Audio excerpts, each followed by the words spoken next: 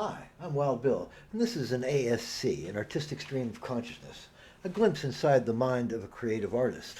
Some people might be interested. I'll bet a lot of psychologists and psychiatrists, if they come across this, will find it fascinating.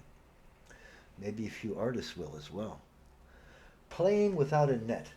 Some artists are the tip of a musical iceberg, working with the bass, drums, rhythm guitar, lead instrument, keyboardist, sound man, lights man, sometimes a horn section and or dancers, which means you need a choreographer too. The gestalt can be impressive and wonderfully entertaining. It's how certain acts fill large venues, crowds in the thousands, venue owners dreaming of purchasing their own private islands.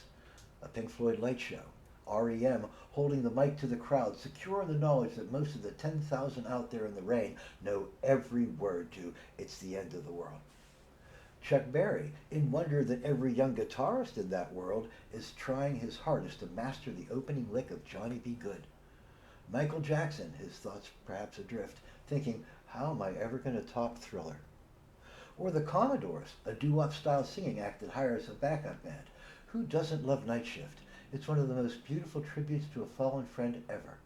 I still get tears in my eyes from it. Ultimately, as Lionel discovered, it's a team effort. You're not out there in that vast sea of paying customers alone. You're part of a gestalt, something larger than the sum of its parts. In contrast, some artists embody the ideal of the one-man band, sitting alone in a comfortable venue like Soldiers and Sailors Hall, which is how I fell in love with Ralph Towner's genius.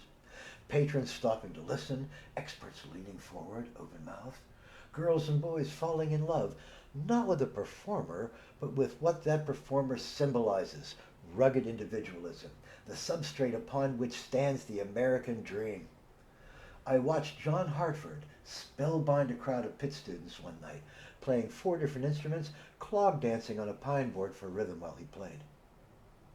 There is no I in team, you see, but there is one in genius. A team player can be part of something greater than he is, something fabulous and wonderful. On the other hand, a genius-level solo player is that thing.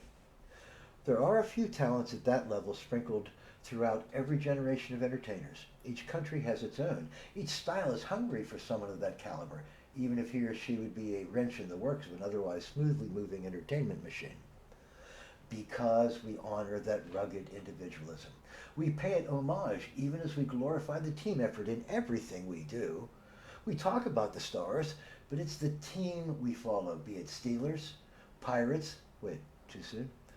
Political parties, tech empires, or Run DMC with Aerosmith. That is what you call a dichotomy, a clear separation of concepts or objects existing within the whole. As for me, I'm not a team player. The qualities I especially honor are those of individuality. I watched in amazement a free climber working his way up an overhang. The only things he depended on were himself and geology.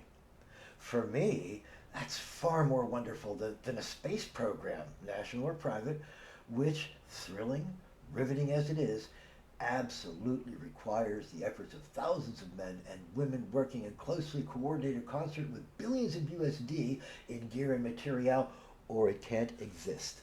Exactly the same as a top concert act, whether it's Beyonce or Swift, or the Moody Blues, or the Blue Man Group. But the idea of so closely coordinating so many and so much leads to artists lip-syncing their work on stage at hundreds of dollars a ticket. That's anathema for me. Britney and Gaga both took serious tumbles on stage, but their singing never paused because they weren't singing. $200 a ticket to watch people imitating themselves, sometimes badly.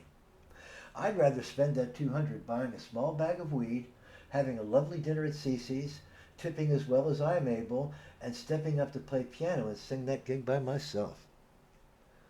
I experience that team effort when I attend a venue. I enjoy it. But when I play, it's all me. I call it playing without a net, because it is. Wild Bill Cox, 28th of October, 2025, an artistic stream of consciousness.